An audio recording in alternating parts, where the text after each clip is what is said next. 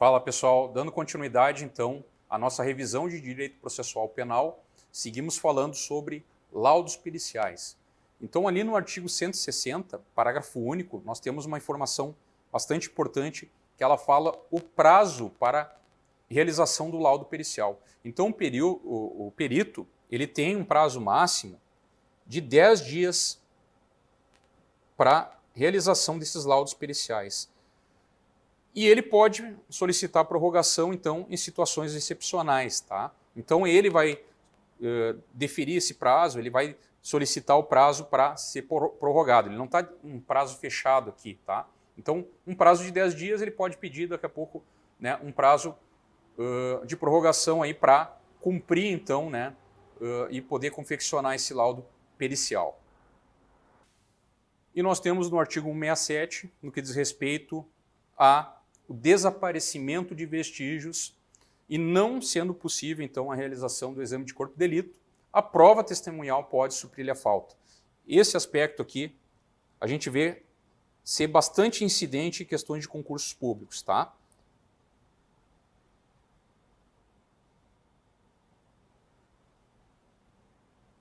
E o artigo 182, ele fala, então, da avaliação do juiz no que diz respeito aos laudos periciais. Ele não fica adestrito ao que estiver contido no laudo. Ele pode aceitá-lo ou rejeitá-lo no todo ou em parte, porque o juiz ele tem a livre apreciação, né? Ele tem a sua convicção motivada pela livre apreciação das provas, né, que estão constantes dentro do processo, tá? Então, 182 só reforça então essa teoria.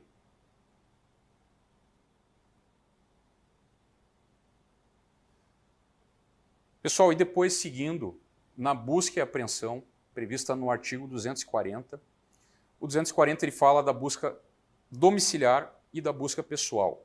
O objetivo, então, da busca domiciliar, pelo parágrafo 1º, né, para prender criminosos, apreensão de coisas achadas obtidas por meios criminosos, apreensão de instrumentos de falsificação ou contrafação e objetos falsificados ou contrafeitos, apreensão de armas e munições, instrumentos utilizados na prática e destinados a fim delituoso, descobrimentos de objetos necessários à prova de infração.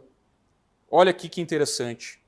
A defesa do réu. Então uma busca e apreensão para buscar elementos para a defesa do réu é possível? Sim. Apreensão de cartas abertas ou não, destinadas ao acusado ou em seu poder, quando haja suspeita de que o conhecimento do seu conteúdo possa ser útil à elucidação do fato.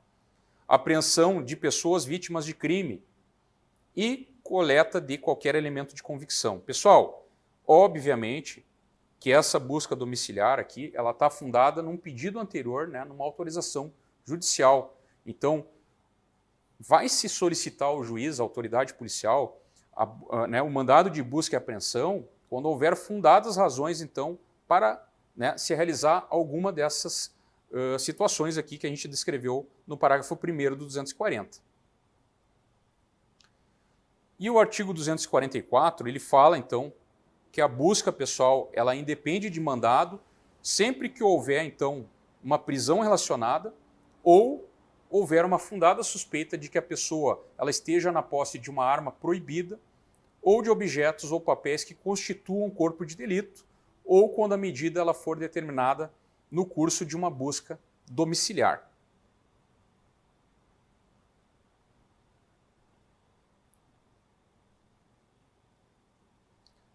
O 295 traz a questão da prisão especial.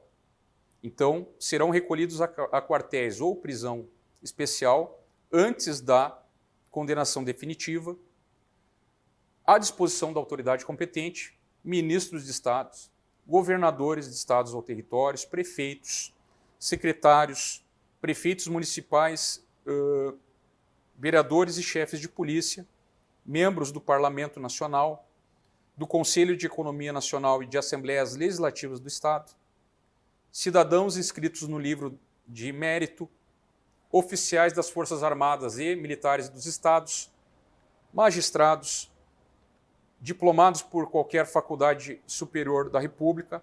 Nós temos essa situação sendo discutida na DPF 334, ministros de confissão religiosa, ministros de tribunais de contas, cidadãos que tiverem exercido a função de jurado, delegados de polícia. E nós temos a classificação dos tipos de flagrante. Pessoal, o que eu vou trazer aqui? Eu não trouxe doutrina. Você vai ver o flagrante esperado, retardado, diferido, né? O flagrante forjado, que é o que a doutrina traz para nós, decisões também, né, jurisprudenciais. Para nós aqui é só o que está na lei, tá? Então, o próprio edital ele já está nos indicando só a literalidade de lei, tá? Então, eu vou trazer as espécies que a gente tem no CPP. Artigo 302 vai trazer para nós ali o flagrante real, próprio, perfeito ou verdadeiro, que é a situação de flagrante delito daquele que está cometendo o crime, a infração penal, ou ele acaba de cometê-la. Então, nessa espécie de flagrante, o autor ele é surpreendido no exato momento que ele está praticando o verbo, que é núcleo do tipo penal, ou ele acabou de cometer o crime. Então, nós temos a questão do crime ser imediato, né? A questão dele ter acontecido, né, naquele instante, ele ser pego no ato.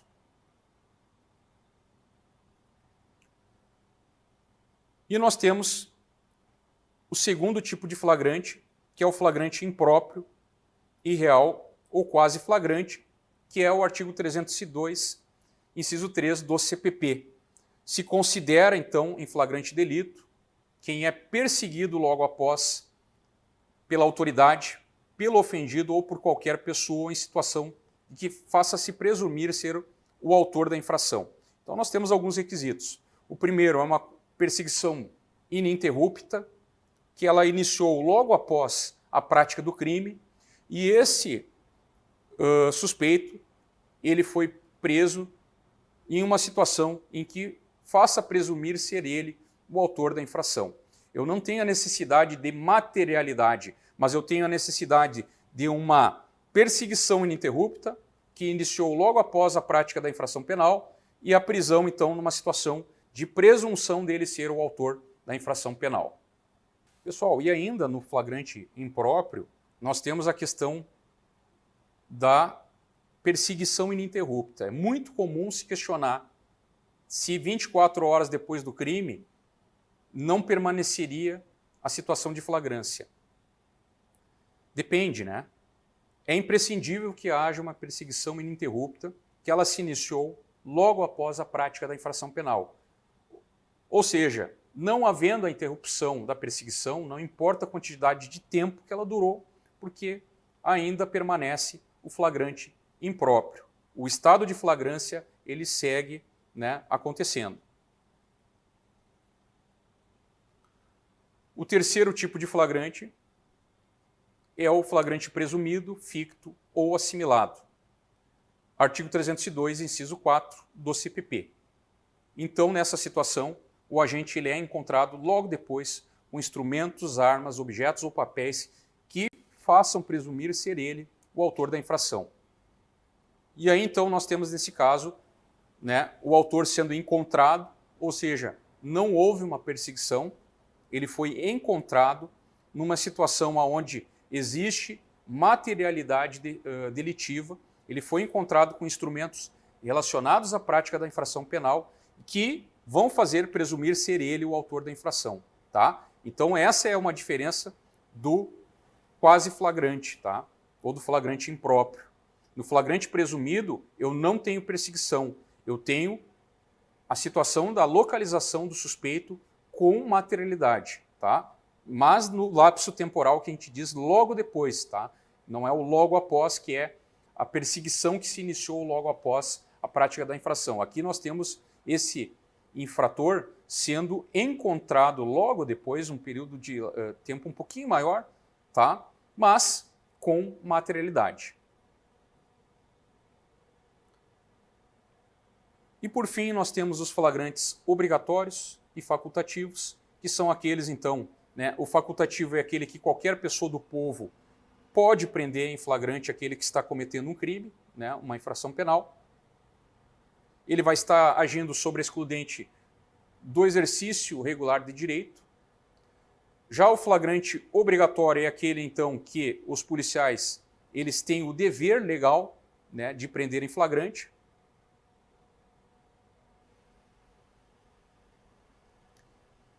Pessoal, e depois nós temos ali a questão da audiência de custódia.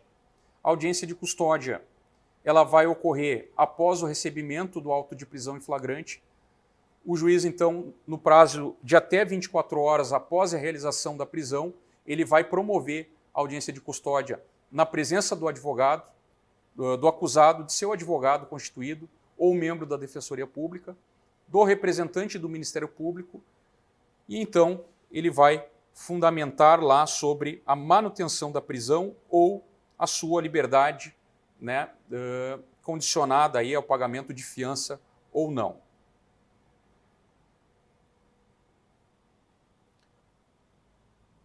E sobre prisões, nós temos então a prisão preventiva, prevista no artigo 311 do CPP, que ela é uma espécie de prisão cautelar decretada pelo juiz mediante a representação da autoridade policial ou a requerimento do Ministério Público, do querelante ou do assistente.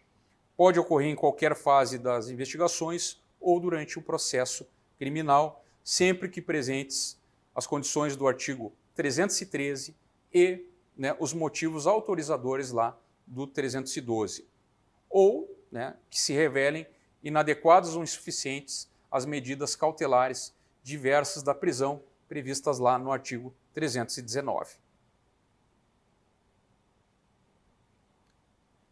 A prisão preventiva ela pode ser uma cautelar autônoma, ela ocorre antes da decretação se não houve prisão, exige a presença então dos requisitos do 312 e 313 do CPP, ela pode ser a conversão então da prisão em flagrante, exige também lá, né, os requisitos do 312 e 313 e que se mostre incabível, né, a outras medidas cautelares diversas da prisão.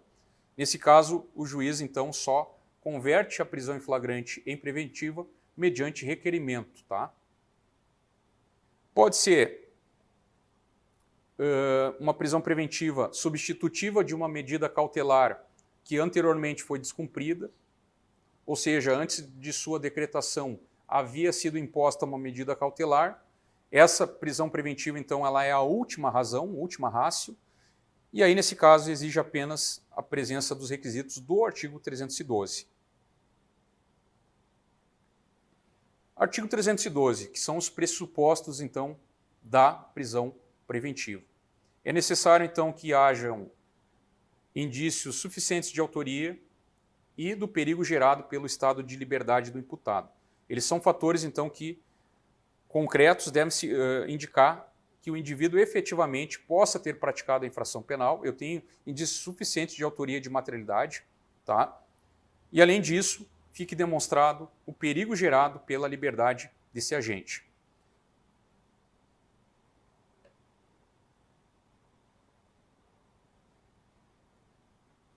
Nós temos ali também pressupostos, né, que são elementos variáveis, né, que é a garantia da ordem pública, garantia da ordem econômica, conveniência da instrução criminal, ou para assegurar a aplicação da lei penal. Ou também, se demonstrar insuficiente, outras medidas cautelares diversas da prisão.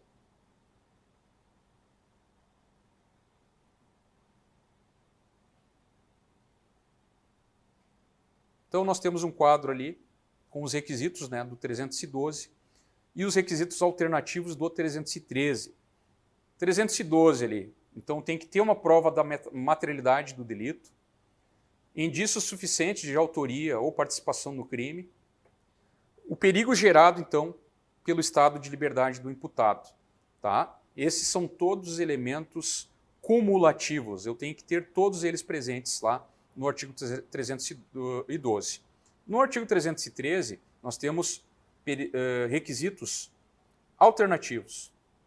Né? Então, aqueles da garantia da ordem pública, qualquer um deles, coligados aqui com o 312, eles são suficientes para né, se motivar a prisão preventiva.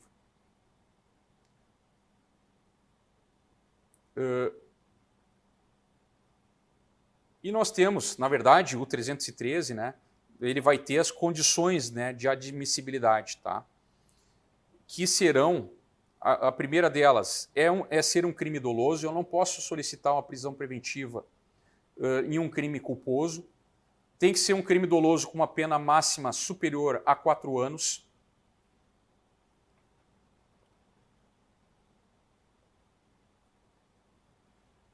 Ou não sendo uma pena máxima superior a 4 anos, tem que haver a reincidência em crime doloso.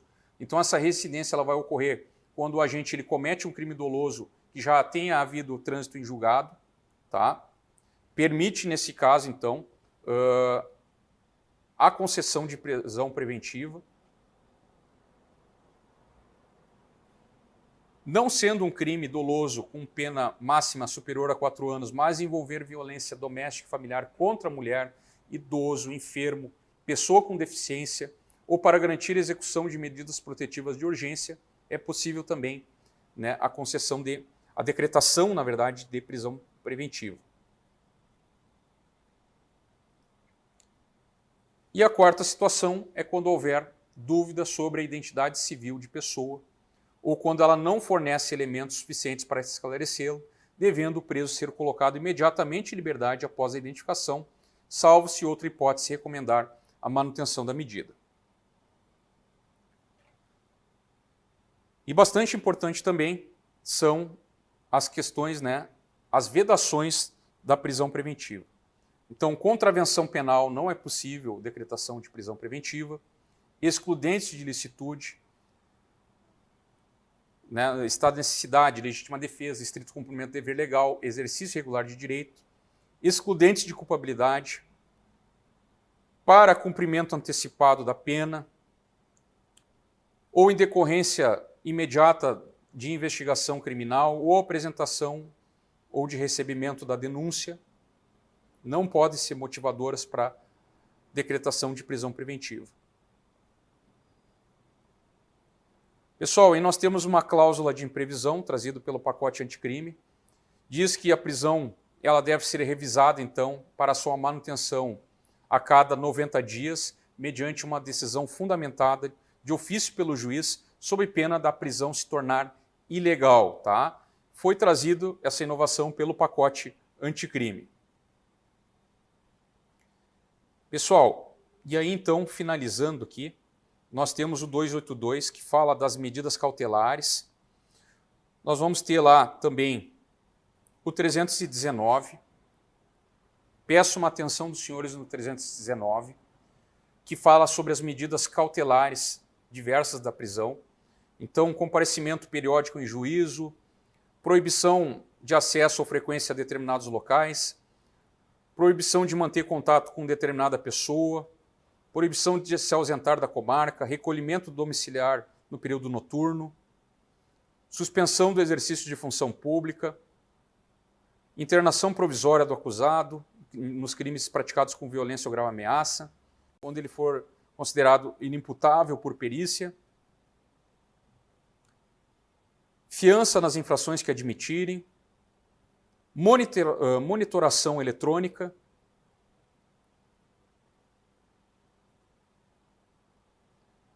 os crimes que não se concede fiança, que nós temos lá também descritos na própria Constituição Federal. O 324, os casos que não se concede fiança, né, prisão civil ou militar, quando estiverem presentes requisitos que autorizem a prisão preventiva. Os valores de fiança, a depender do tipo de crime, né, então de 1 a 100 salários mínimos nas infrações que tenham pena privativa de liberdade com pena não superior a 4 anos, de 10 a 200 salários mínimos com pena superior a 4 anos. E para finalizar, pessoal, o artigo 322, então, né, o delegado de polícia ele pode conceder fiança naqueles crimes, então, que tenham a pena máxima não superior a 4 anos, e os que forem, então, a pena superior a 4 anos, a fiança ela vai ser, então, requerida diretamente ao juiz. Pessoal, então, Nesse material, nós separamos para vocês os tópicos que a gente entende como mais importante aqui em processo penal, beleza? Ficamos à disposição dos senhores para eventuais dúvidas aí nos canais aí, né, da ISBM. Desejamos para vocês aí bons estudos e que vocês tenham sucesso aí na tua aprovação, na tua habilitação aí para a promoção de segundo sargento da Brigada Militar.